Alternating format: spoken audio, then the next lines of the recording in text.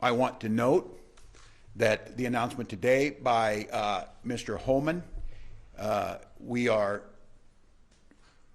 cautiously optimistic, as we've said, and that this surge of untrained, aggressive federal agents are going to leave Minnesota. And I guess they'll go wherever they're going to go.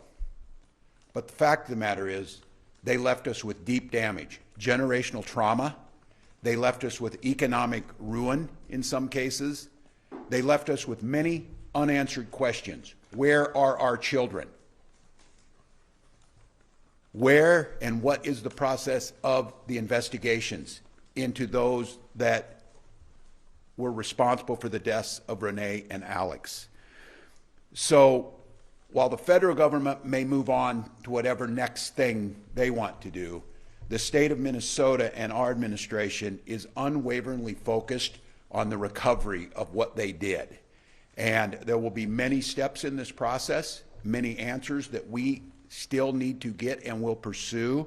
But as we started earlier this week, one of the first things we can do and what we're focusing on today is what can we start doing on the economic recovery, the damage that has been done to our economy, specifically to small business owners, and even more specifically to immigrant small business owners, which for every other administration and for most of our history is the epitome of the American dream.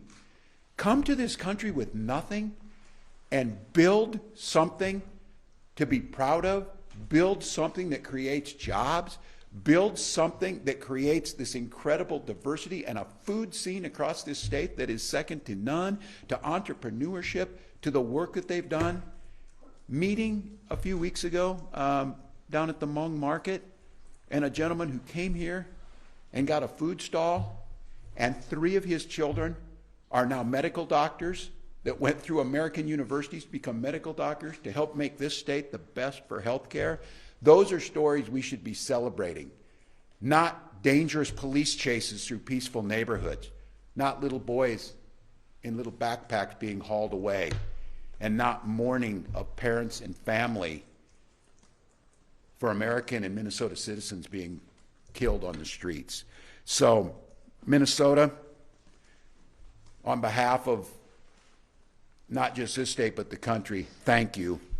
That same energy now needs to be directed towards recovery, to finding ways that people have done during these challenging months to go forward. So I want to say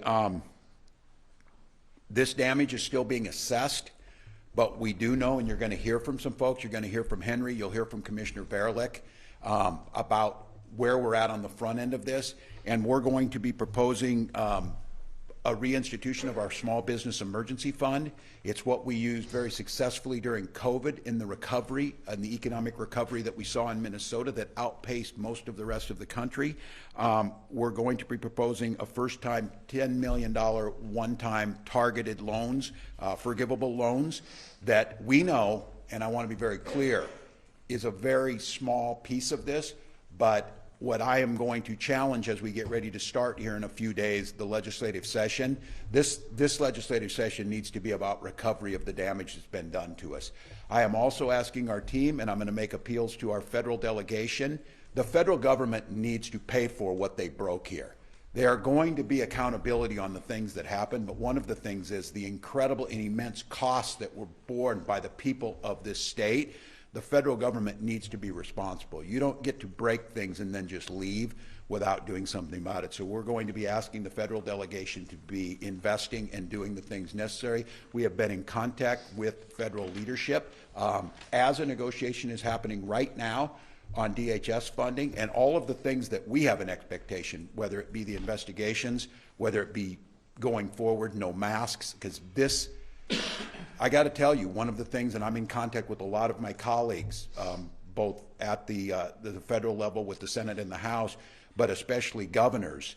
I don't want these folks showing up somewhere else and doing this. So the changes that need to be made, the investments that need to come back, they need to show, they being the federal government and they being this administration, they need to do more. But I'm not going to hold my breath that the federal government's going to do the right thing.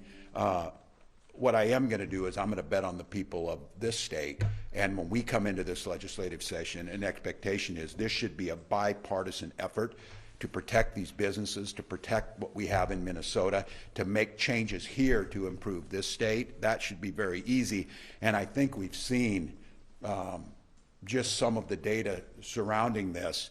There's very few things in this state that are more unpopular than what just happened to us, and there's few things that are more popular than recovery and supporting small businesses. So Minnesota, I know you've been through a lot. I know that we're still in the deep part of winter, but it's going to be 40 today here. The sun's going to be shining, probably a pretty good metaphor for spring is out there, summer over the horizon, but it's going to take a lot of work. So the expectation is of myself and our administration and the elected leaders, we get busy in this legislative session and start repairing the damage from this, start putting in safeguards that it doesn't happen again. And I think using the momentum that we have to celebrate, Minnesota's reputation has been pretty well solidified out there of caring, gritty people who back down to nothing and do the right thing for their neighbors. And I think now we continue that same attitude into this legislative session and into this recovery to help the folks standing behind me and thousands of others to get back what they do best, creating jobs, creating opportunities, creating a good life, being able to see their children go off to school and then celebrate by, watching a baseball game when things start up here this spring. We're not asking that much, but there's going to be work to do.